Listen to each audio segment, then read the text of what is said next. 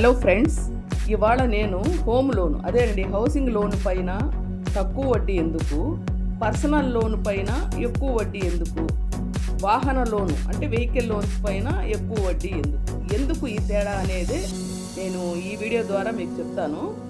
వ్యక్తిగత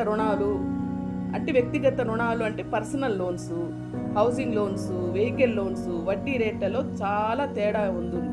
ఎందుకు?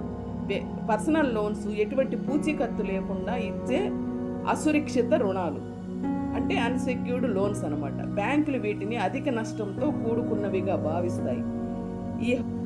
ఈ హౌసింగ్ లోన్స్కి, వెహికల్ లోన్స్కి ఆస్తులు పూచీకత్తుగా ఉంటాయి, అంటే సెక్యూరిటీగా ఉంటాయి అన్నమాట.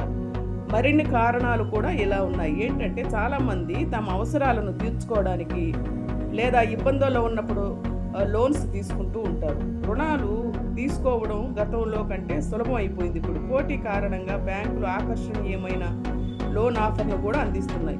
కొందరు ఇళ్లకు, కొందరు వాహనాలకు, మరికొందరు ఆకస్మిక ఖర్చుల కోసం పర్సనల్ లోన్ తీసుకుంటూ ఉంటారు.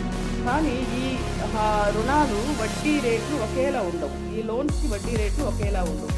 హౌసింగ్ లోన్స్, వెహికల్ లోన్స్ వడ్డీ రేట్లలో తేడా ఉంది. ఈ పర్సనల్ లోన్స్ అత్యంత ఖరీదైనవి.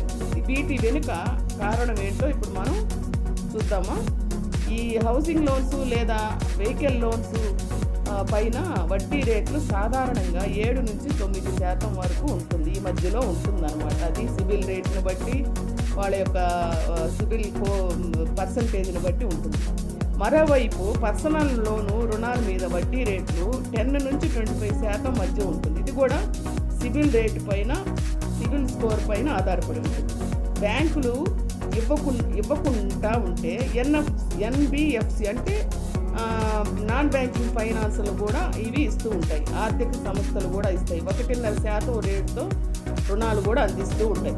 తరచుగా సిబిల్ లేదా సరైన పత్రాలు లేకపోవడం వల్ల ఈ పర్సనల్ రుణాలకు అధిక వడ్డీ రేట్లు వసూలు చేస్తాయి. అదేవిధంగా ఆధార్ కార్డు, కొన్ని పత్రాల ఆధారంగా మాత్రమే ఈ పర్సనల్ లోన్లు అందుబాటులో ఉంటాయి. కానీ పర్సనల్ లోన్లు అన్సెక్యూర్డ్ లోన్ కేటగిరీ కిందకి వస్తాయి.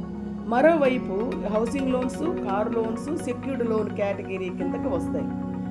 ఈ పర్సనల్ లోన్ పైన అధిక వడ్డీ రేట్లు ఉండడానికి ఇదే ప్రధానమైన కారణం. అంటే అవి సెక్యూరిటీని పెట్టుకొని ఇస్తారు, పర్సనల్ లోను సెక్యూరిటీ లేకుండా వస్తారు. ఇదే దానికి ముఖ్యమైన కారణం.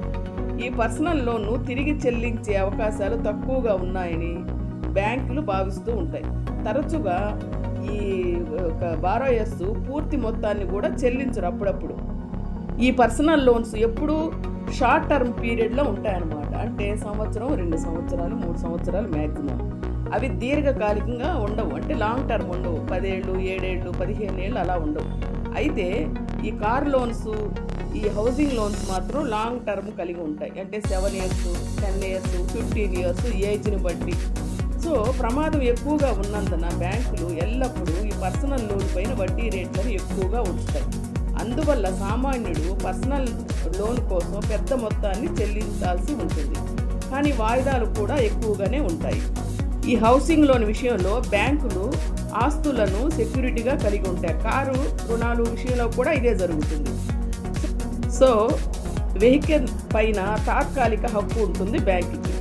ఈ వెహికల్ వాయిదాలు చెల్లించక ఉంటే బ్యాంకు కొంత సమయం తర్వాత ఈ వెహికల్ని స్వాధీనం చేసుకొని వేలం వేసి దాని ద్వారా వాళ్ళ యొక్క రుణాన్ని, వాళ్ళ యొక్క లోన్ని తిరిగి వసూలు చేసుకుంటుంది. అదేవిధంగా హౌసింగ్ లోన్ ఇస్తే వాయిదాలు చెల్లించే వరకు ఆ ఇల్లు బ్యాంకు వద్ద పూచీకత్తుగా ఉంటుంది. ఒకవేళ లోను చెల్లించాల్సి ఉంటే బ్యాంకులు అటువంటి ఇళ్లను స్వాధీనం చేసుకుని వాటిని కూడా వేలం వేసి దాని వడ్డీతో పాటు రుణ మొత్తాన్ని తిరిగి పొందుతూ ఉంటాయి.